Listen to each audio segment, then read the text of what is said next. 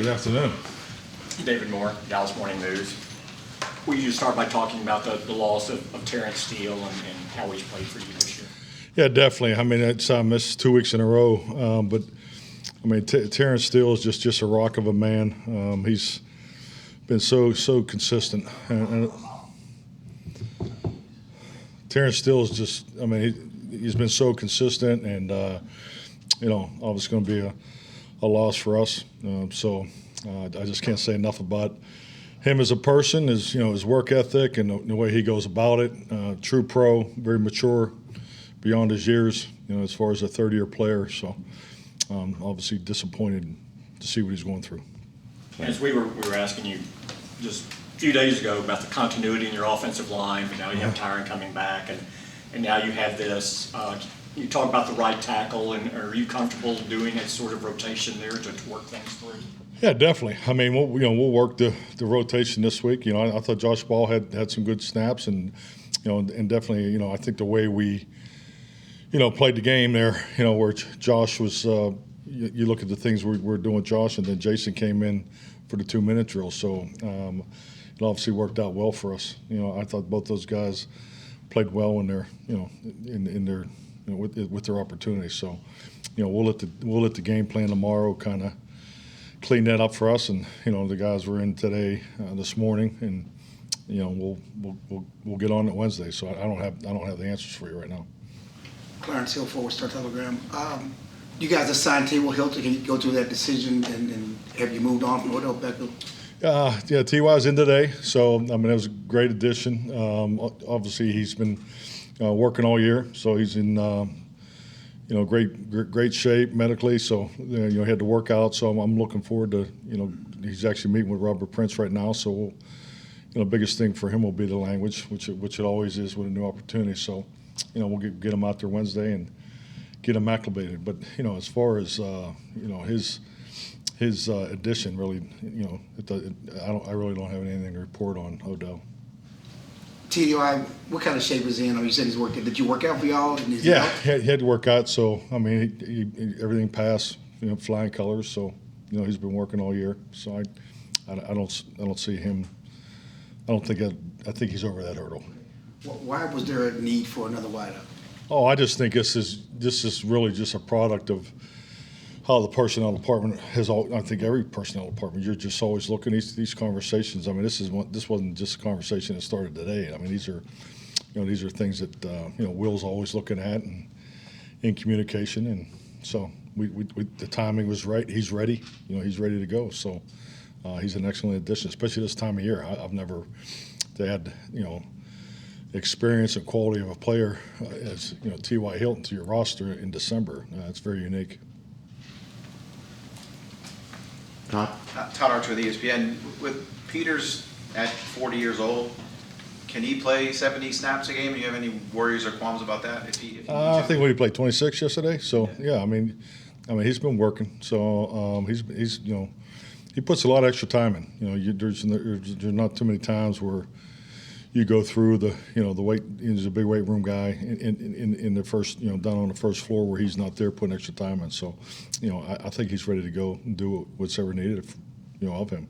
Have you ever rotated tackles before, series to series or anything like that? No, never have. This is new, and and obviously we're keeping an eye on it too. And I just can't say enough about the whole room because it could affect everybody, and I think our guys have done a really good job with it. Calvin Watkins, Dallas Morning News.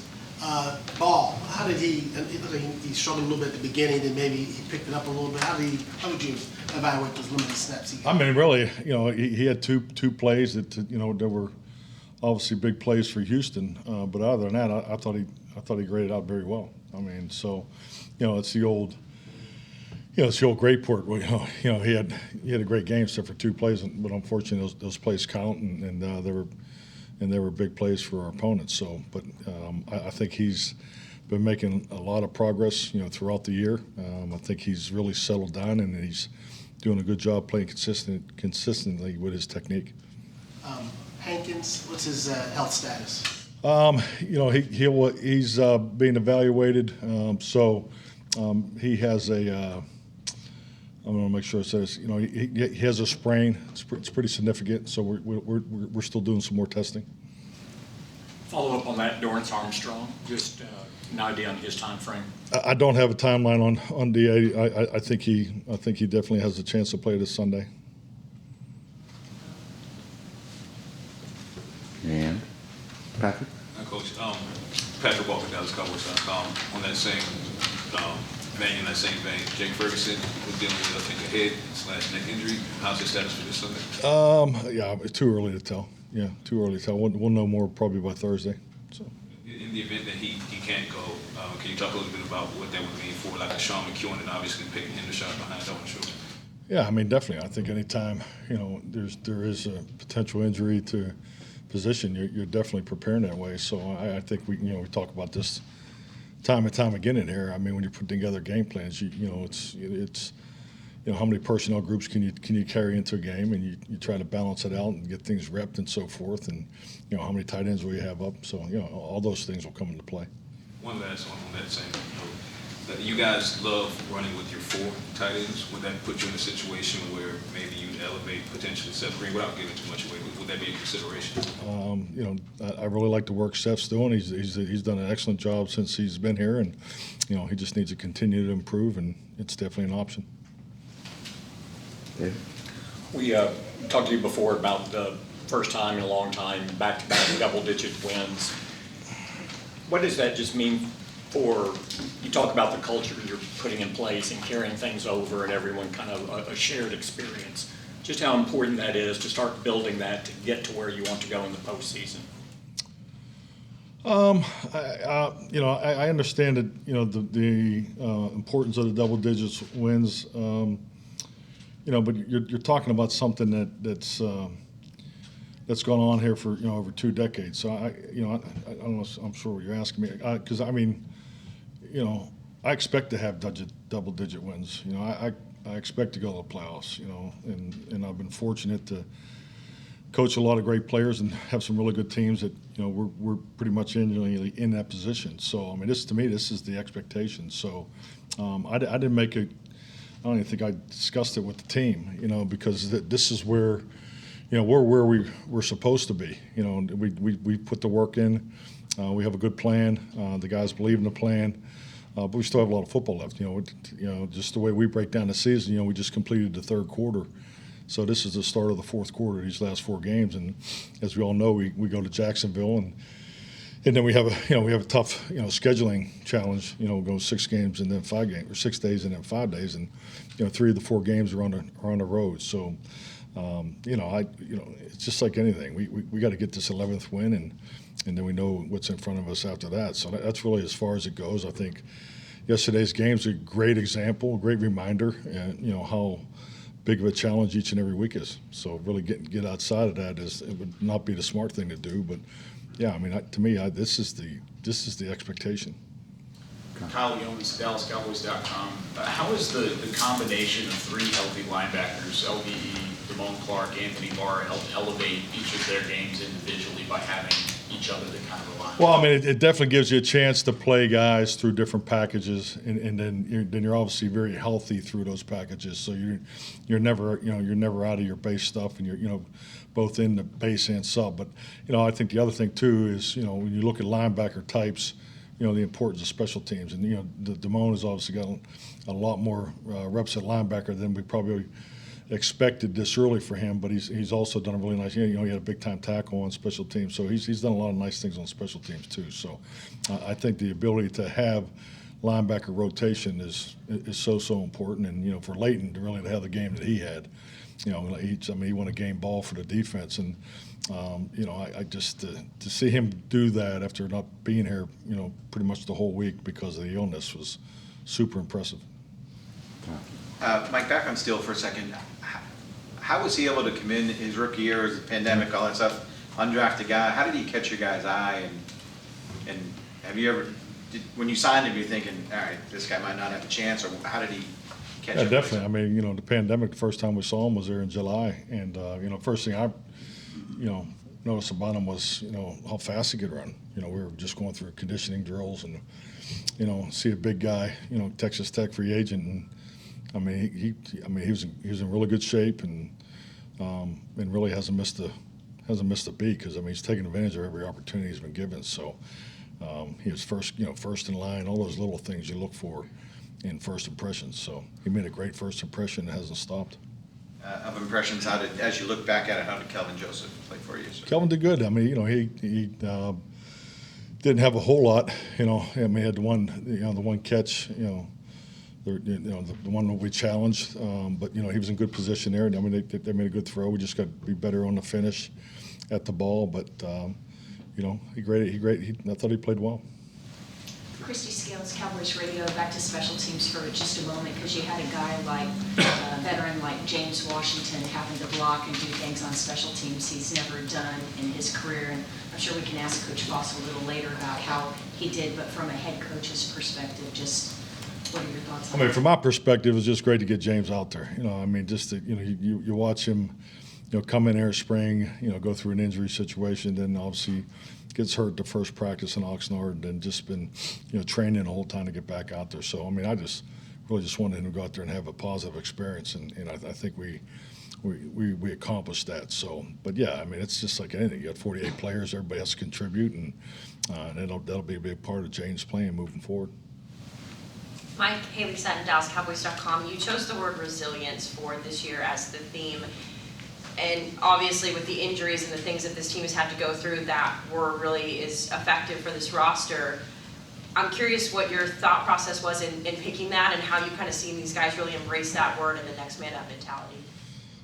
Well, I mean, the annual theme is there's done it different ways over the years, but I think what I've learned is you have to let the off-season programs, speak to you. And obviously what we went through coming out of 2021 and through the off-season, it obviously seemed like just seemed like a really good fit, and just really lined up with what, we wanted to really emphasize. And it was, adversity advancement, and, just spending as much time as we possibly can on, the finish in the fourth quarters. And I think with, the questions that I had yesterday about the game, and I get that everybody has to do their jobs, and ask the questions about the things that didn't go well. But I think there's so much to gain from this game because it is such a focal point for us as a football team. Because, when I look at Minnesota and I look at the fourth quarter in Indianapolis, which is the greatest fourth quarter finish in NFL history. I mean, those two opportunities give you confidence. You're confident. They're chunks of confidence that you get to take forward with you. But the game yesterday is a chunk of resilience that we definitely get to take forward with us. So, that's the reality of it. So, I mean, you can find motivation each and every week in this league. I've been through some tough seasons, and where you get down and your record's not quite what you want it to be, but there's motivation for every football team weekly, and the opportunity to play on Sundays is a blessing. So to think that we're going to line up against Jacksonville or anybody just because our record's better than theirs, that we should win the game by 17 points is, that's why you have slogans like "Don't take the cheese," because that's not reality. So reality is you have to show up and play every week. You have to be motivated. You got to hit your big plays. This league is so much about big play execution. We didn't do that. If you'd have told me we'd have had three, if you told me before the game that we'd have 3 giveaways against a Lovie Smith defense, and I would have told you that we were going to be in a dogfight. And that's really what that game come down to. I mean, you can't give the ball away. I mean, I think we were 158 yards, minus in field position. I mean, it's hard to win those games. So, but we did, and that's something we get to carry forward. That it? No, Brad. No, Brad. you gotta look at the whole room. Brad Sham, Cowboys Radio, you said a minute ago, Steele's injury could affect the whole room. Could you elaborate on that? I cannot, Brad. Okay. No, we haven't gotten that far. So, but I think what we did gain is Josh Ball got some experience. Obviously, Jason went over there. So, and played. So, you know, that'll be our starting point. With this third straight AFC South opponent for you guys, as you've prepared for these teams, has it helped that, I don't know, like when you've looked at the film, you've seen Jacksonville play against those other teams, that you've got some familiarity, at least coaching-wise, the last couple? Yeah, definitely. I mean, that's a common practice because, I mean, anytime you play an uncommon opponent, you want to see what their division opponents do against them. So, I mean, I know that's something I've done my whole career. And the reality of it is those games are part of the breakdowns. So, yeah. So we've been, you know, we've seen a lot of Jacksonville so far, you know, getting ready for Indianapolis. What are your quick thoughts on what you've seen from the Jags quarterback? I haven't watched the offense yet. I'm started on the defense this morning. All right, good. All right, thank you. Thank you. Thank you.